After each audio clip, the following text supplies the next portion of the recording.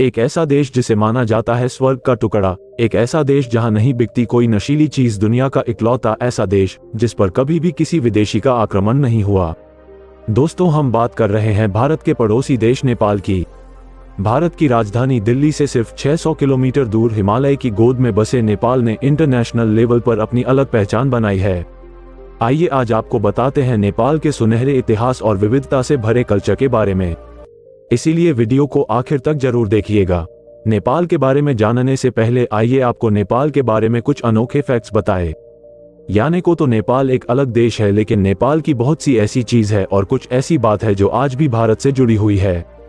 नेपाल में अलग अलग प्राचीन सांस्कृतिक विरासत है और आपको बता दें कि वैदिक काल के रिकॉर्ड से नेपाल शब्द को लिया गया है। साथ ही साथ बुद्ध धर्म के संस्थापक गौतम बुद्ध का जन्म भी दक्षिणी नेपाल के लुम्बिनी में हुआ था। वहीं first world war, second world war में अपनी अलग छाप छोड़ने वाले गोरखा भी नेपाल की जमीन से निकले और आज भी ब्रिटिश आर्मी में गोरखाओं की भर्ती की जाती है। आपको बता दें कि नेपाल दुनिया में सबसे बड़ा देश है जहां की ज्यादातर जनसंख्या हिंदू है। इतना ही नहीं, नेपाल के 81% हिंदू धर्म को मानने वाले लोग हैं, इसलिए नेपाल को दुनिया का सबसे बड़ा हिंदू धर्मावलंबी राष्ट्र भी कहा जाता है। जबकि देश के मेन माइनॉरिटीज में तिब्बतन बुद्धिस्ट, मुस्लिम, ईरान और क्रिश्चियन लोग हैं। आपको बता दें कि अपनी खूबसूरती के लिए फेमस ये देश पूरी दुनिया में मशहूर है। नेपाल अपने यहाँ के पक्षियों के लिए भी फेमस है। पूरी दुनिया के पक्षियों के लगभग 8% पक्षी यहाँ है। देश में जिन लोगों को बर्ड्स पसंद है तो वो इसको देखने के लिए दूर दूर से आते हैं। वहीं अगर हम नेपाल की जियोग्राफी की बात करें तो इसकी कुल लंबाई करीब 800 किलोमीटर और चौड़ाई 200 किलोमीटर है और ये भौगोलिक रूप से यानी कि जियोग्राफिकल फॉर्म से 3 भागों में बंटा हुआ है, जो है पर्वतीय क्षेत्र, शिवालिक क्षेत्र और तराई क्षेत्र। नेपाल का क्षेत्रफल 1,47,181 वर्ग किलोमीटर है। आपको बता दें कि देश क्षेत्रफल के हिसाब से दुनिया का 93वां सबसे बड़ा देश है। वहीं जनसंख्या के हिसाब से दुनिया का 41वां सबसे बड़ा देश है। नेपाल की वर्तमान जनसंख्या लगभग 3 करोड़ 30 लाख है। नेपाल के राज्य भाषा नेपाली है और यहाँ के लोगों को भी नेपाली कहा जाता है। नेपाल की राजधानी काठमांडू है। नेपाल के नए संविधान के मुताबिक नेपाल को 7 राज्यों में बांटा गया है। इन सभी राज्यों को मिलाकर पूरे देश में कोई 77 से में देश की संस्कृति एवं भारत से काफी मिलती जुलती है। नेपाल में नेपाली भाषा को छोड़कर मुख्य रूप से 6 भाषाएं और बोली जाती है, जो कि गुरु, दबंग, नेता, भाषा ने व गोरखाली। नेपाल से जुड़े कुछ फैक्ट्स आइए बात करते हैं। नेपाल के इतिहास के बारे में तो आपको बता दें कि नेपाल बहुत पहले अशोक साम्राज्य का एक हिस्सा हुआ करता था। 3वीं शताब्दी में अशोक साम्राज्य ने नेपाल को अपने अधिकार में ले लिया था। फिर उसके बाद 4वीं शताब्दी में नेपाल राज्य ने समुद्रगुप्त की सत्ता को स्वीकार कर लिया और फिर 7वीं शताब्दी में नेपाल पर अपना अधिकार जमाने के लिए तिब्बत में हमला कर दिया और नेपाल पर अपना अधिकार जमा लिया।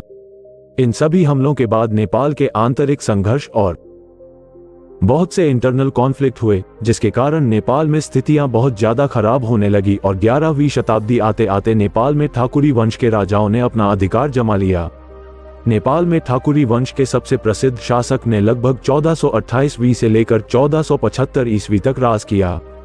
इसके बाद आपको बता दें कि प्रसिद्ध शासक ने मरने से पहले ही राज्य का बंटवारा अपने बेटे और बेटियों में कर दिया था। इस बंटवारे की वजह से नेपाल, काठमांडू और भाट गांव के 2 राइवल स्टेट से गुटों में बंट गया और आपस में झगड़े होने लगे। इन झगड़ों का फायदा उठाकर पश्चिमी हिमालय के क्षेत्रों में बसने वाले गोरखा जाति ने 1768 ईस्वी में नेपाल पर अधिकार कर लिया। पश्चिमी हिमालय के गोरखाओं ने अपनी मिलिट्री पावर को डेवलप किया और नेपाल को एक पावरफुल किंगडम के रूप में बदल दिया और 19वीं शताब्दी आते आते गोरखाओं ने अपने राज्य की दक्षिणी सीमा को बढ़ाकर ब्रिटिश भारत की उत्तरी सीमा से जोड़ दिया। अपनी सीमा को बढ़ाने के कारण 1814 से 1815 ईस्वी में नेपाल और अंग्रेजों में युद्ध हुआ। इस गोरखा युद्ध के बाद दोनों देशों में सुगौली संधि हुई, जिसके मुताबिक संधि नहीं पालने पर गोरखा अपने राज्य के कुछ भूभाग ब्रिटिश सरकार को दे देगी। इसके साथ ही इस दौरान नेपाल में एक ध्वज संधि भी हुई, जिसके मुताबिक नेपाल की फॉरेन पॉलिसी उस समय की भारत की ब्रिटिश सरकार के द्वारा कंट्रोल की जाती थी। इस तरह से कुछ रिस्ट्रिक्शन के साथ नेपाल एक आजाद देश बना रहा। इसके बाद साल 1951 से 1960 में राजा महेंद्र पंचायत प्रणाली यानी कि पंचायत सिस्टम को लेकर आए।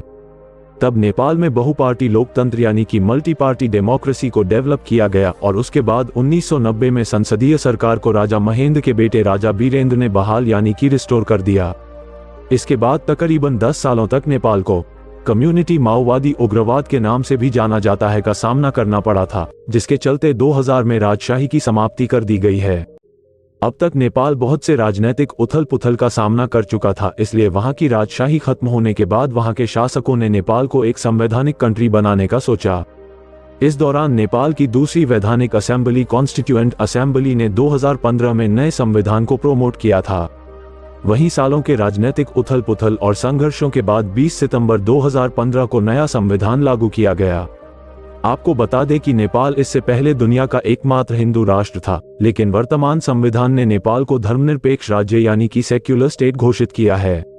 नेपाल के संविधान में सभी नागरिकों को अपनी इच्छानुसार धर्म का पालन करने की आजादी दी गई है। आज भी नेपाल के ज्यादातर लोग हिंदू धर्म को मानते, वहीं माइनॉरिटी बौद्ध धर्म को फॉलो करती है।